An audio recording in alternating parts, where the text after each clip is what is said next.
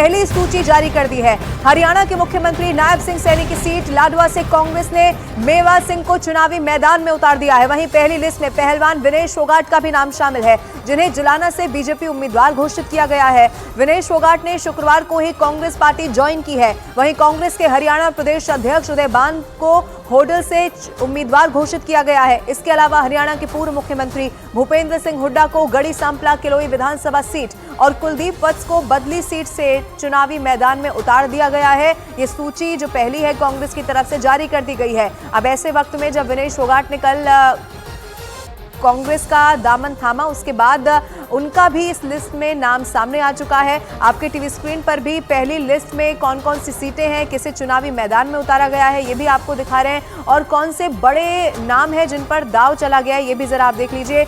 उदय बान को यहाँ होडल सीट से चुनावी मैदान में उतारा गया है। विनेश फोगाट को भी चुनावी मैदान में उतार दिया गया है। उनके नाम का भी इस लिस्ट में जिक्र है। ये बहुत बड़ी खबर है। 31 उम्मीदवार कुल अभी इस पहली सूची में दिखाई दे रहे हैं और सबसे बड़ी सीट हरियाणा के मुख्यमंत्री नायब सिंह सैनी की सीट लाडवा से कांग्रेस ने मेवा सिंह को अपनी तरफ से चुनावी मैदान में उतार दिया है। हालांकि एक तरफ कांग्रेस की 31 नामों की सूची है और दूसरी तरफ आम आदमी पार्टी से गठबंधन की वो चर्चा, जिसमें अभी भी बताया जा रहा है पेच फंसा हुआ है।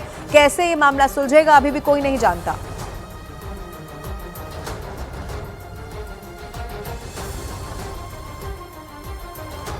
वहीं कांग्रेस से पहले भारतीय जनता पार्टी हरियाणा विधानसभा चुनाव के लिए अपने उम्मीदवारों की पहली लिस्ट जारी कर चुकी है, जिसमें 67 प्रत्याशियों के नाम घोषित किए गए। अब कुछ सीटों पर मुकाबले की जो तस्वीर है वो साफ हो चुकी है। अब वो मुकाबला क्या कहता है आपको दिखाते हैं। सबसे बड़ी सीट लाडवा सीट से हरियाणा के सीएम नायब सिंह सैनी चुनावी मैदान में है। अब उनके मुकाबले कांग्रेस ने मेवा सिंह को मैदान में उतार दिया है। वहीं कालका की बात की जाए तो बीजेपी की शक्ति रानी शर्मा का मुकाबला होगा अब कांग्रेस के प्रदीप चौधरी से। बादली सीट से कांग्रेस के कुलदीप और बीजेपी के ओम प्रकाश धनखड़ का यहां मुकाबला होने वाला है। बहादुरगढ़ की यहां पर बात की जाए तो बहादुरगढ़ से बीजेपी के दिनेश कौशिक के सामने खड़े होंगे कांग्रेस के राजिंदर सिंह जून। वहीं गोहाना सीट से अरविंद शर्मा को भारतीय जनता पार्टी का टिकट मिला था, अब उनके सामने मैदान में है कांग्रेस के जगबीर सिंह मलिक। सोनीपत सीट की बात की जाए तो यहां से बीजेपी ने निखिल मदान को मैदान में उतारा है, तो उनके सामने कांग्रेस ने सुरेंद्र पवार को मुकाबले के लिए टिकट दे दिया है। तो ये फाइट जो है वो बहुत ज्यादा दिलचस्प होने वाली है। पहले भारतीय जनता पार्टी की तरफ से अपनी पहली लिस्ट जारी की गई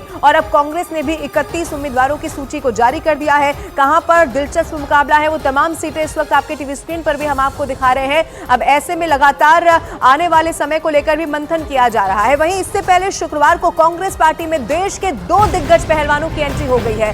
विनेश फोगाट और बजरंग पूनिया ने कांग्रेस पार्टी का दामन थाम लिया है और उसके बाद विनेश फोगाट को कांग्रेस ने हरियाणा की जुलाना सीट से विधानसभा चुनाव का उम्मीदवार घोषित किया। तो वहीं बजरंग पूनिया को ऑल इंडिया किसान कांग्रेस का वर्किंग चेयरमैन नियुक्त किया। दोनों पहलवानों ने रेलवे की नौकरी से इस्तीफा दिया और उसके बाद कांग्रेस पार्टी का दामन थाम लिया। कांग्रेस में शामिल होने के बाद मीडिया से बात करते हुए विनेश फोगाट और बजरंग पूनिया ने कहा कि पहलवान बेटियों की लड़ाई में कांग्रेस उनके साथ खड़ी रही। मैं आपकी उम्मीदों पे खरा उतरूं बिल्कुल, और कांग्रेस पार्टी का मैं बहुत बहुत धन्यवाद करती हूं, क्योंकि जब बोलते हैं ना कि बुरे टाइम में पता लगता है कि अपना कौन है। जब हम रोड पे घसीटे जा रहे थे